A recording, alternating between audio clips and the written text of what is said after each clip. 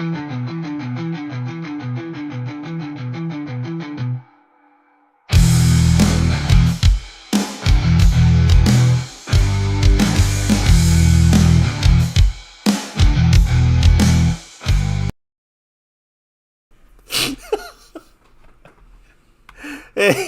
welcome back He's ridiculous.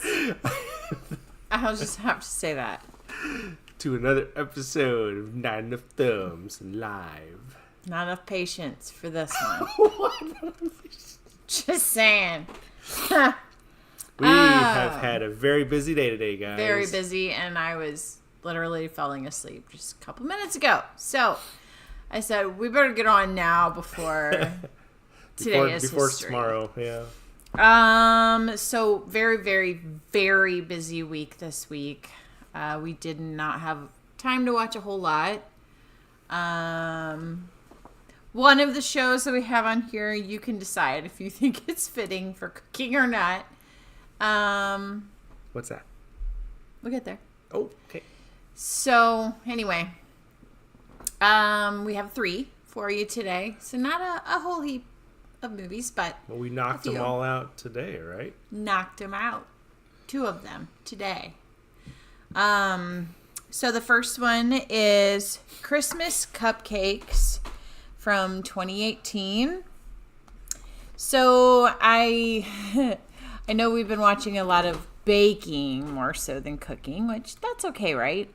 I was kind of in the Christmassy mood. We celebrated Thanksgiving with our family today, and so I'm kind of okay, Thanksgiving's done. It's time for Christmas, even though Thanksgiving is not really until Thursday. Came and went fast. Thanksgiving, we were, having to prep all the food and then get up early in the morning. Thankfully, she got me up.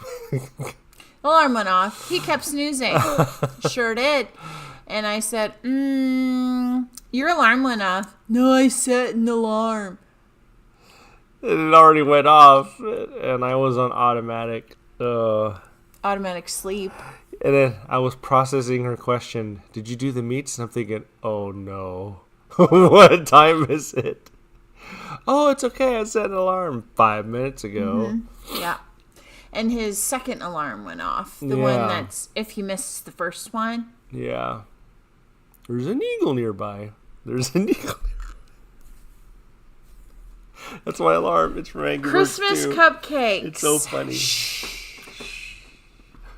Baking competition was basically what this was. So it's like a Hallmark. This was a Hallmark feeling movie. Yeah? Yeah.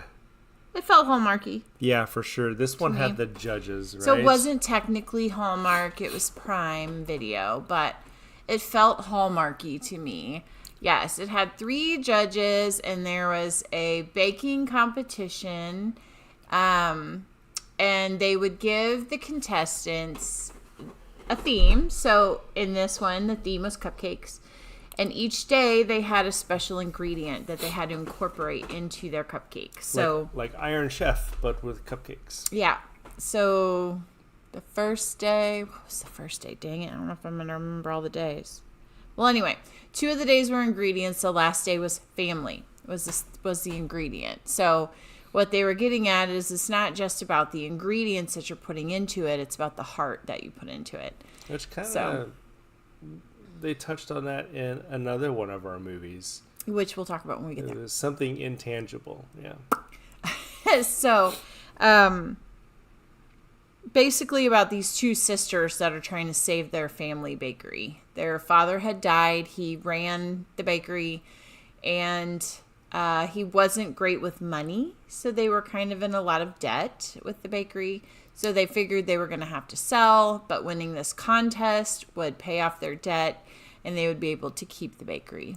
I think the judges were the worst part of this movie. Yeah, they were horrible, terrible acting. I mean, it was really over dramatic. There was lots of pause in all of their critiques, and one of our kids noticed that they weren't even trying the cupcakes. They were just barely touching a fork into them and tasting it and saying all these critiques about the whole cupcake.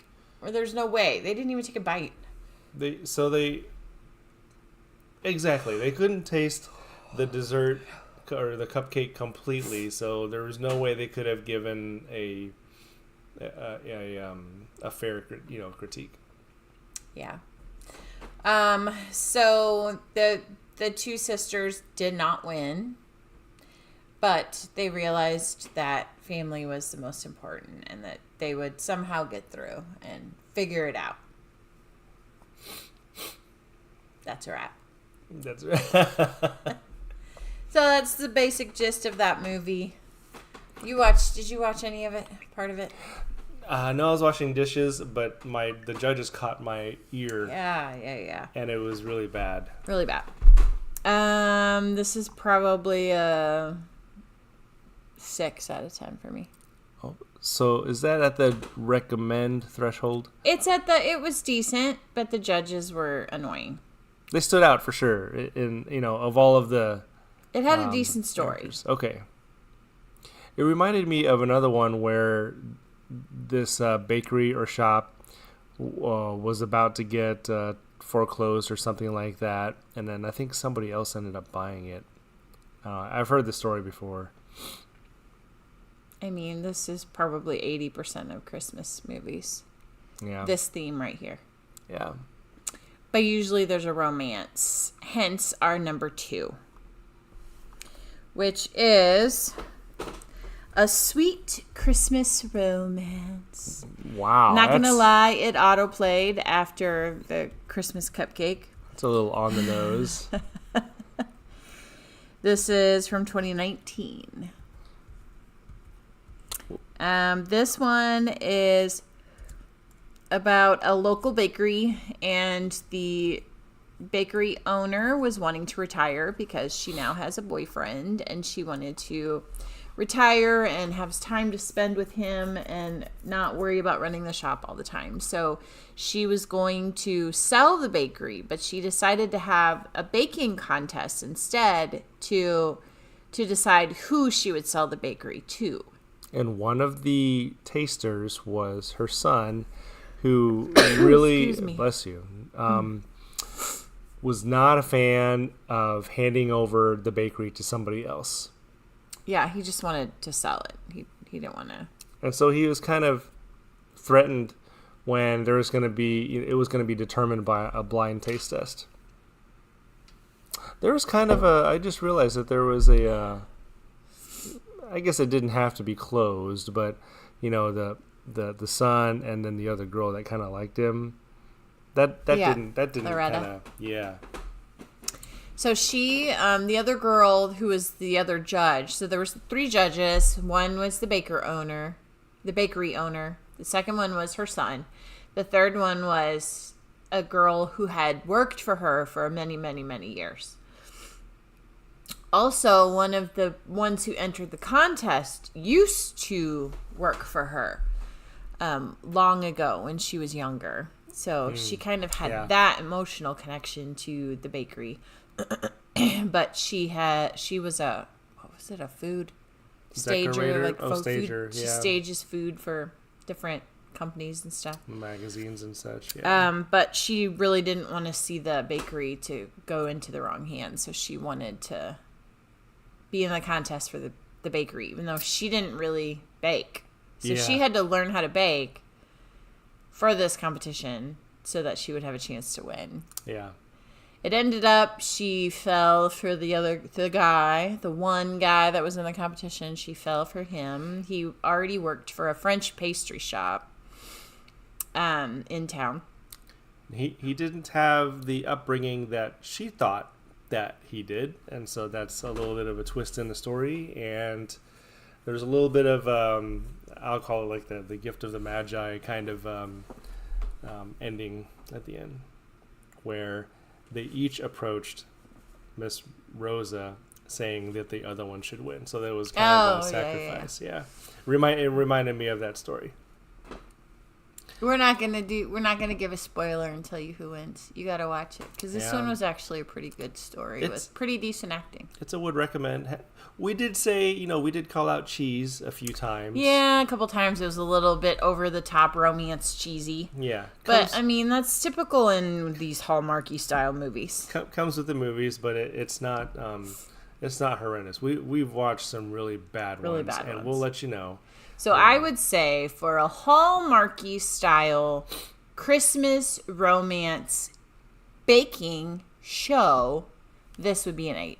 8? Okay, I was going to say 7. So that's pretty high when it comes to me rating these types of movies. Yeah. So it didn't have terrible acting, a couple cheesy parts, but overall good story, good plot, good follow through, kept my attention. Yeah. It was good. Mm-hmm. It was good. So that was A Sweet Christmas Romance from 2019. Now, the third one is the one I was saying maybe a little iffy as far as foodie goes? Yeah. Breaking Bad, 2008. Oh! So he and our son have been watching it. I have not. They've been waiting until I go to bed at night, and then they will turn it on and watch, I don't know how many episodes each evening. Oh, just 1. Okay, 1. Sometimes 2. Okay, so sometimes 3. No. Too late.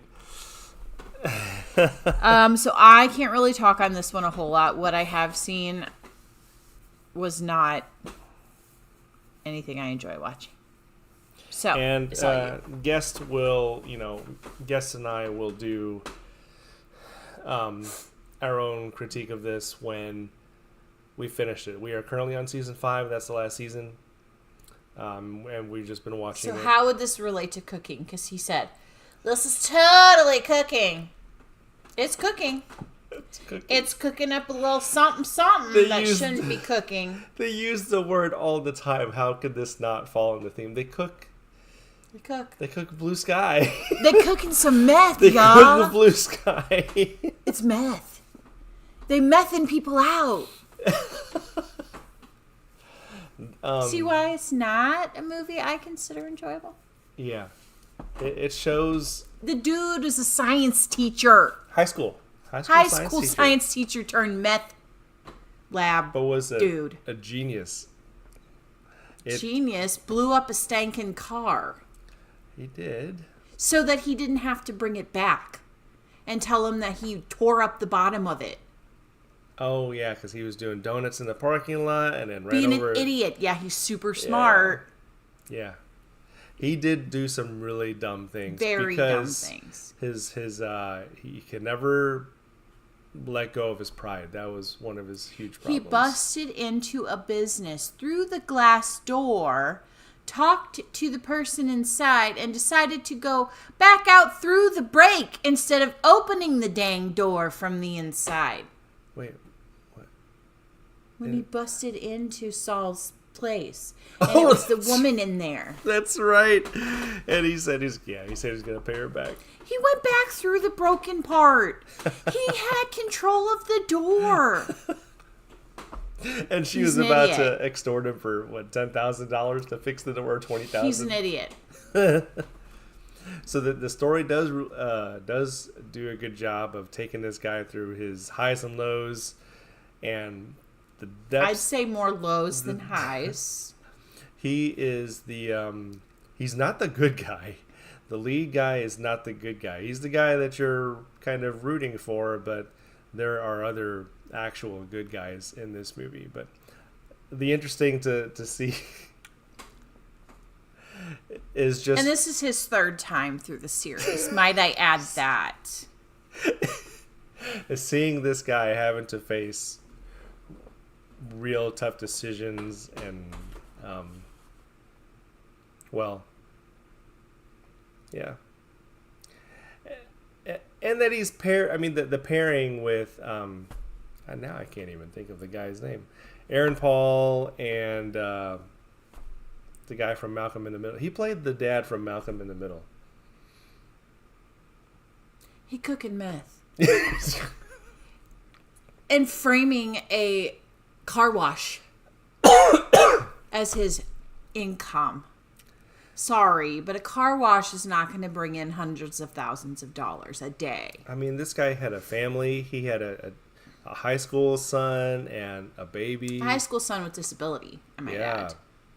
And a brother-in-law who was with the Drug Enforcement Association or agency. And his wife leaves him because he's crazy. Yeah. They worked together for a short while. It's crazy, and she knew it, and she left.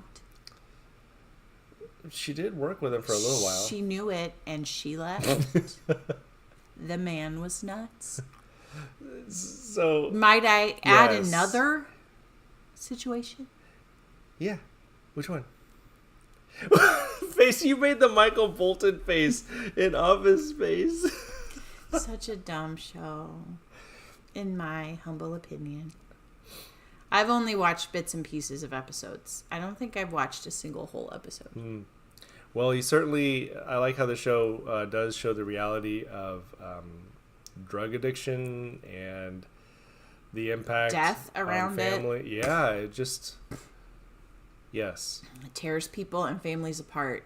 Don't do it. It's not worth it. Later on, you do find out that the reason why he was doing it. It not really to help his family. There was a deeper reason for him. That's kind of you find out at the end.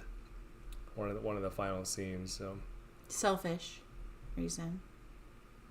You just spoiled it. You just spoiled it. He did it for himself.